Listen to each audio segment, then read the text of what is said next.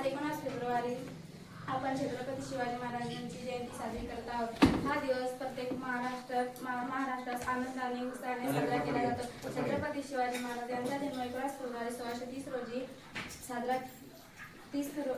19 February 1630 रोजी शिवनेरी या किल्ल्यावर झाला। त्यांच्या आईचे नाव जिजाबाई व वडिलांचे नाव शहाजीराजे असे होते।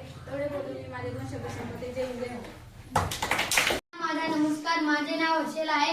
आज 19 फेब्रुवारी आपण छत्रपती शिवाजी महाराज यांची जयंती साजरी करत आहोत। छत्रपती शिवाजी महाराज यांचा जन्म 19 फेब्रुवारी 1630 रोजी शिवनेरी किल्ल्यावर झाला। त्यांच्या आईचे नाव जिजाबाई व त्यांच्या वडिलांचे नाव शहाजीराजे होते।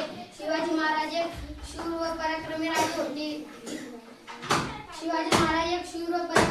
होते। एवढे बोलून मी माझे 2 शब्द संपवतो। जय हिंद, जय महाराष्ट्र।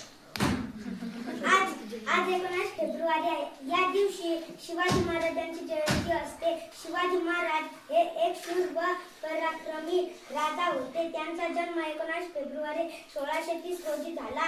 त्यांच्या वडिलांचे नाव शहाजी भोसले होते। त्यांच्या आईचे नाव जिजाबाई होते।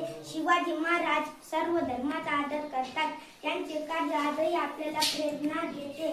शिवाजी महाराजांच्या आईने त्यांना रामकृष्ण आणि अर्जुनाच्या गोष्टी सांगत असत। दुर्दैव